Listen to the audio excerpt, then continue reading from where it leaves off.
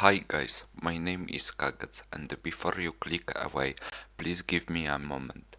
I know my microphone isn't great and my English is far from perfect, but I want to ask you something important.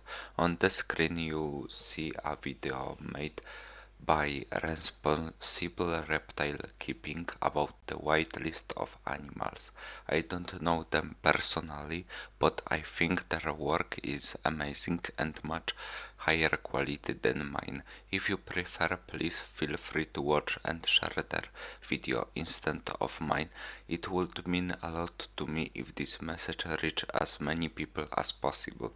However, if you're still here and want to give my video a chance, I am really grateful for your time. Thank you so much, and now let's jump into my video. So let's start with the positives. One thing I've noticed, and I'm not sure how it works in other countries, is that in Poland, where I currently live, the rules about keeping animals along with documents like CITES can be really confusing. In my opinion, creating a website or resource that clears up any doubts about which animal you can't keep or what documents you need to have would be a fantastic idea. You see, some of the illegal animals they show up in the trade are brought without much thought. Often people just don't know what they're allowed to own these animals, whether they need special permits or even how to get such permits. Back to the country where I live, Poland. Here is an example that I find both ironic and frustrating.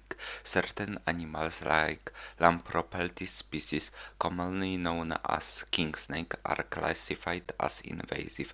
Yet in Poland's climate, these snakes wouldn't be able to establish a stable population in the wild, even if they were released. Meanwhile, animals like cats and dogs, which are truly invasive species worldwide, are not considered invasive here at all. This is strange, especially when you think about the damage cats and dogs have caused to ecosystems globally. Domestic cats, for example, are responsible for reducing the population of countless small mammals, birds and reptiles, and in some areas they contribute to the extinction of native species. Dogs too have had significant impact on wildlife in certain regions, and I think that confusion is part of the problem. Now let's talk about one of the arguments made by people who support the whitelist. Their main point is often that exotic animals can carry diseases dangerous to humans. Here's where I'd like to pause so you can laugh for a moment, because honestly, it's a weak argument. Diseases carried by birds, lizards, fish, or insects are nowhere near as dangerous as some people like to claim. Sure, they can carry salmonella or certain bacteria. You could get rid of them by washing your hands well after playing with your lizard or other exotic pet. But the percentage of cases where this becomes a real problem is so tiny that it's almost irrelevant. If we're going to follow that logic, shouldn't we also make it illegal to own cats and dogs? After all, they can transmit far more serious diseases. Remember the video I mentioned at the start? Let me refer back to it for a moment. A similar whitelist was introduced in Sweden, and guess what? Most people ignored it. The only real effect it had was lack of health protection for animals kept outside the system. Plus, it made it much harder for responsible keepers to access proper equipment and resources to care for their animals. Or maybe you wonder how animals even end up on a whitelist. You might think that it's the result of extensive research by scientists, biologists, zoologists, and other experts in the field, but the reality is far less impressive. They usually just pick a few of the most popular animals and call it a day. What happens to the animals that don't make it to such a list? In most cases, their future is green.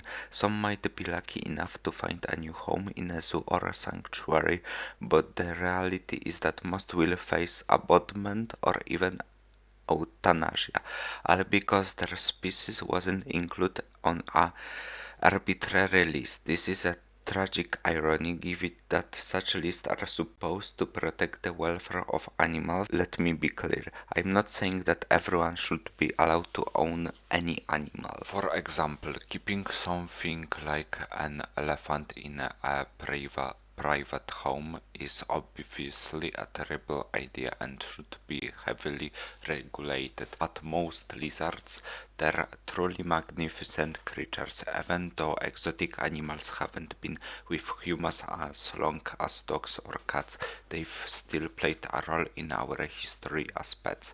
And let's not forget, exotic animals can teach us so much about the nature world when cared for responsibly. So what's the real issue here? In my opinion, the focus shouldn't be on banning people from keeping animals. It should be on holding responsible keepers accountable, whether it's dog, cat, fish, reptile, or any other animal. The penalties for neglect or abuse should be massive, and the same goes for people who post videos of animals abuse online. But banning everything outright, that's not the solution, and honestly, it set a dangerous precedent. If politicians face no resistance of this issue, who's to say they won't start banning other things we care about next? Let's talk about responsible and realistic solution. I'm not an expert in politics or law, but I think we can all agree that some regulations are necessary. For example, animals like large cats, lions, tigers, or other members of the Pantheraceae subfamily shouldn't be kept by private individuals. It's just common sense. These animals are dangerous, and caring for them requires resources and expertise that most people don't have. But what about smaller wild cats, like lynx, caracals, or servals? Why not? These animals can absolutely be kept by responsible individuals as long as there is some form of legal documentation or a licensing system in place. It's about finding balance, acknowledging that some animals are too dangerous for private ownership while others can thrive in a well-prepared, responsible home. I also believe that venomous animals should require special permits. Larger crocodiles or Komodo dragons. Those should be restricted to professionals or zoos, but animals like the Aki monitor or even a dwarf caiman, why not allow private keepers who are willing to invest the time, money and care needed to provide for them? The Asian water monitor is also an excellent animal. However, I believe that due to its size, a permit should be required. Banning certain animals outright isn't a real solution. If anything, it makes the problem worse. Why? Because people will turn to illegal markets. These markets operate without any oversight, meaning they are no regulation, no focus on animal welfare, and no accountability for mistreatment. The animals suffer the most and nothing gets better. Instead of imposing blanket bans, governments should focus on education, teaching people how to properly care for animals and truly understand their needs. If we want to stop irresponsible ownership, we need to start with education, not prohibition, and of course punish people, companies or institutions institutions that do not respect the right of animals. Let's be honest, the most abused and neglected animals aren't exotic species, they're the animals we see every day, dogs and cats. People don't take the responsibility for them, often neglect their basic needs. Here I would like to point out that of course such situation do happen, but let's be honest, people taking a Asian water monitor or a cobra or anything else usually have oil in their heads and prepare for keeping such an animal. So what's the point of banning exotic animals if the most common pets are still suffering? Instead, we should focus on teaching compassion, showing children that animals have feelings, that they aren't so different from us, and that we have a responsibility to care for them. This is what truly matters. Another thing worth noting, if you could take a moment to glance at the screen now, please, is a clip from Responsible Reptile Keeping discussing the topic of exporting animals. First, they claim that most of our pet reptiles are snatched from the wild, and this of course simply isn't true. More than 95% of the reptiles we keep in the UK are captive bred, and the numbers are pretty similar in Europe and the USA as well. And it's worth remembering that the reptiles that are wild caught for the pet trade are a tiny fraction of those that are wild caught for the skin trade. The CITES trade database showed that in 2023, only 2,644 Asian water monitors were exported for live pets, whereas almost 1 million were exported for the skin trade, and they were most certainly dead. And it was a similar story for reticulated pythons. Only 793 were exported for pets, whereas 336,717 were exported for skins. So if animal rights campaigners are really interested in reptile welfare, then maybe they've got bigger fish to fry, so to speak. But remember, their aim isn't looking after animals and keeping them alive. Their aim is to stop us keeping them because they don't agree with it. I'd like to point out that while some animals are indeed taken from the wild, whether for zoos or private individuals, when they are obtained through legal channels, the process is relatively controlled. That said, it's clear we should improve the system and make it even more tight regulated. However, doing so would require financial investment, something that many countries seem unwilling to prioritize.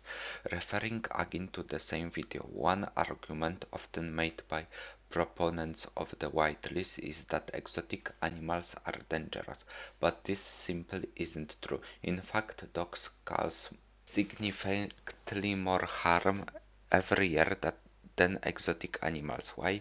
Because dogs, having been with humans for centuries, are not afraid of us. This makes them more likely to cause injuries, whether intentionally or accidentally. Now, I'm not saying we should dismiss the potential risk of exotic animals entirely.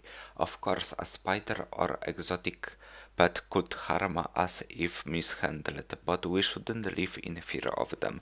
These animals don't want to hurt us, they only exhibit defensive behaviors when they feel threatened.